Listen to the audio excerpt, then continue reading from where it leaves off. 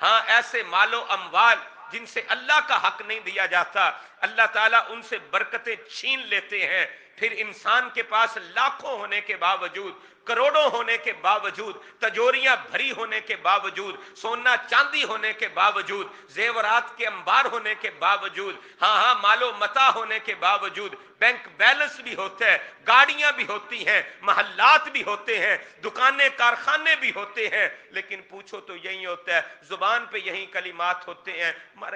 گئے، ہمارے پاس تو کچھ نہیں ہے، کچھ بچا ہی نہیں ہے۔ کیوں یہ کلمات اس کی زبان پہ آتے ہیں؟ اس لیے کہ اللہ اس کے مال سے برکت کو چھین لیتے ہیں، یہ اللہ کا حق ادا نہیں کرتا، اللہ اس سے سکون کو چھین۔ ایک واقعہ قرآن مجید فرقان حمید میں بیان کیا ہے، جس کے اندر اسی طرح کا ایک تذکرہ موجود ہے۔ یہ قرآن مجید فرقان حمید ہے۔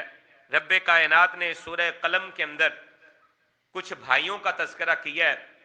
کہ جن کا باپ بڑے نیک تھا، بڑے صالح انسان تھا،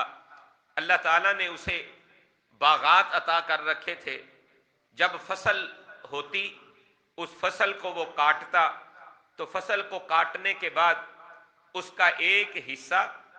وہ اپنی ضروریات زندگی کے لیے رکھ لیا کرتا کہ جس سے اس کے گھر کا نظام چلتا، اس کا کھانا پینا اور نظام زندگی کو وہ چلاتا تھا، اور اسی مال سے ایک حصہ وہ اپنے اس باغ کی دیکھ بھال کے لیے، باغ کی بہتری کے لیے یا باغ کی ضروریات کے لیے ایک حصہ وہ اس کے لیے مختص کر لیتا، اور تیسرا حصہ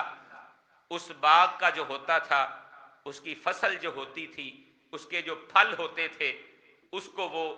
غرباء کے اندر، مساکین کے اندر، فقیروں کے اندر، بیوگان کے اوپر، جو بھی مستحق لوگ تھے، معاشرے کے پیچھے ہوئے لوگ تھے، ان کے اوپر وہ خرچ کر دیا کرتا، یعنی اپنی آمدن کے 3 حصے بناتا، اور تیسرا حصہ وہ اللہ کے رستے میں فی سبیل اللہ خرچ کر دیا کرتا۔ اب ان کا باپ بڑھاپے کی دہلیز پر ہے اور پھر موت کی آغوش میں چلا جاتا ہے، یہ بیٹے اکٹھے ہوتے ہیں اور مشورہ کرتے ہیں، کہتے ہیں ہمارا باپ بڑا بے عقل انسان تھا، پاگل تھا، کماتا خود تھا، محنت خود کرتا تھا، باغ کے اندر اس کی محنت کا یہ نتیجہ تھا کہ باغ اس قدر پھلا پھولا اور بہاریں ہی بہاریں ہو گئی، اور اناج اور پھل اللہ تعالیٰ اتنی وافر مقدار میں عطا کرتا، لیکن ہمارے باپ کی بے وقوفی کہ وہ اس کا ایک حصہ غریبوں پہ، مسکینوں پہ، فقیروں پہ خرچ کر دیتا۔ اگر وہی حصہ ہم اپنی ضروریات کے لیے یا اپنے لیے مختص کر لیں، یہ جن کا حق نہیں ہے، ہم ان کو نہ دیں، ان غرباء کے اندر نہ بانٹیں، تو ہمارے پاس مال و دولت مزید جمع ہو جائے گا اور ہماری دولتوں کے اندر اضافہ ہو جائے گا، ایک باغ کی بجائے 2 باغ ہو جائیں گے، ہماری دولتیں بڑھ جائیں گی، مال و متاع کے اندر اضافہ ہو جائے گا۔ لہذا ہمیں ان غرباء مساکین کو پتہ نہیں چلنا چاہیے، اور ہم سارا پھل کاٹ کے منڈیوں میں پہنچا دیں اور اس سے فائدہ اٹھا لیں، ان لوگوں کو کچھ نہ دیں۔ رب کائنات نے اس واقعے کا تذکرہ کیا ہے، اِنَّا بَلَوْنَاهُمْ كَمَا بَلَوْنَا أَصْحَابَ الْجَنَّةِ اِذْ أَقْسَمُوا، اللہ کہتے ہیں وہ باغ والوں کا قصہ، جس طرح ہم نے انہیں آزمایا تھا، اس طرح ہم نے انہیں بھی آزمایا ہے، آپ کو بھی اور مجھے بھی رب کائنات کی طرف سے اس آزمائش کی بھٹی میں سے گزرنا پڑتا ہے اور گزر رہے ہیں۔ رب کائنات فرماتے ہیں ہم نے انہیں آزمایا جیسے ہم نے اس باغ والوں کو آزمایا تھا، اذ اقسموا، جب وہ قسمیں کھا رہے تھے، لا یسری منہا، البتہ ضرور ہم اس باغ کا پھل کاٹ لیں گے، مصبحین، صبح ہوتے ہی، ہم صبح کے وقت ہی، جب صبح طلوع ہو رہی ہوگی، رات کا اندھیرا ابھی ختم نہیں ہوگا، طلوع فجر ہو رہی ہوگی، اسی وقت ہم باغ کا پھل باغ سے غائب کر دیں گے، اور یہ جو مانگنے والے ہیں ان کو خبر بھی نہیں ہوگی، پتہ بھی نہیں چلے گا، صبح صبح ہی ان کے آنے سے پہلے پہلے ہی اپنے پھل یہاں سے نکال کے منڈی میں پہنچا دیں گے، قسمیں کھاتے ہوئے یہ رات کی تاریکی میں رات کے پچھلے پہر اپنے گھروں سے نکلے، اپنے باغ کی طرف جا رہے تھے تاکہ ہم وہاں سے پھل اٹھائیں، منڈیوں میں پہنچا دیں۔ اب جب یہ وہاں پہ پہنچتے ہیں، یہاں پہ انہیں کوئی نظر ہی نہیں آتا، کوئی باغ موجود ہی نہیں ہے۔ یہ کہتے ہیں شاید ہم رستہ بھول گئے ہیں، لیکن انہیں پتہ نہیں تھا، انہوں نے اللہ کے حق کو دبایا تھا۔ رب کائنات نے، خالق ارض و سما نے رات کی تاریکی میں ہی ایک آفت یہاں پہ بھیجی اور ان کا باغ ختم ہو گیا۔ جڑوں سے درختوں کو اکھاڑ کے پھینک دیا گیا اور کچھ درختوں کو جلا دیا گیا۔ پھل اناج یہاں پہ ذرہ برابر بھی موجود نہیں ہے۔ یہ حیران ہے، پریشان ہے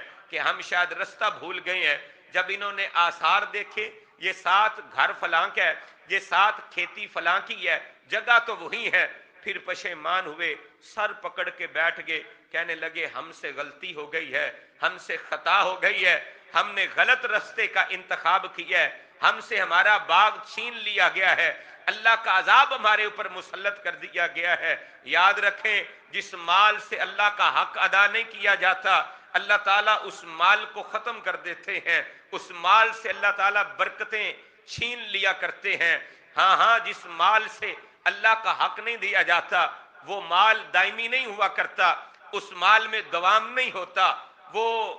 فصلیں برباد ہو جاتی ہیں، وہ کھیت کھلیان برباد ہو جاتے ہیں جن سے اللہ کا حق ادا نہیں کیا جاتا، وہ تجارتیں درہم برہم ہو جاتی ہیں، وہ فیکٹریاں کارخانے ختم ہو جاتے ہیں، ان کے مالکان تبدیل ہو جاتے ہیں جن سے اللہ کا حق ادا نہیں کیا جاتا۔ ہاں، ایسے مال و اموال جن سے اللہ کا حق نہیں دیا جاتا، اللہ تعالیٰ ان سے برکتیں چھین لیتے ہیں۔ پھر انسان کے پاس لاکھوں ہونے کے باوجود، کروڑوں ہونے کے باوجود، تجوریاں بھری ہونے کے باوجود، سونا چاندی ہونے کے باوجود، زیورات کے انبار ہونے کے باوجود، ہاں مال و متاع ہونے کے باوجود، بینک بیلنس بھی ہوتا ہے، گاڑیاں بھی ہوتی ہیں، محلات بھی ہوتے ہیں، دکانیں کارخانے بھی ہوتے ہیں، لیکن پوچھو تو یہی ہوتا ہے، زبان پہ یہی کلمات ہوتے ہیں، مر گئے، ہمارے پاس تو کچھ نہیں ہے، کچھ بچا ہی نہیں ہے۔ کیوں یہ کلمات اس کی زبان پہ آتے ہیں؟ اس لیے کہ اللہ اس کے مال سے برکت کو چھین لیتے ہیں، یہ اللہ کا حق ادا نہیں کرتا، اللہ اس سے سکون کو چھین لیتے ہیں۔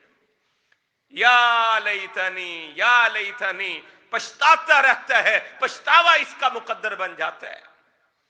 کیسا پچھتاوا؟ آئیے دیکھیے، یہ باغ والے ہیں، رب کائنات ان کا قصہ بیان کر کے لوگوں کو سمجھا رہے ہیں۔ جب یہ باغ کے پاس پہنچے، وہاں پہ سب کچھ ختم ہو چکا تھا، کچھ بھی ان کے پاس نہیں تھا۔ انہوں نے منصوبے بڑے بنائے تھے، پروگرام بڑے بنائے تھے، بھائیوں نے میٹنگیں بڑی کی تھی، اتنا حصہ باپ غریبوں مسکینوں کو دے دیتا ہے، ہمارا مال اتنا کم ہو جاتا ہے، ہم ان کو نہیں دیں گے، ہمارا مال بڑھ جائے گا۔ اللہ نے کہا اس سے بڑھتا نہیں بلکہ کم ہوتا ہے۔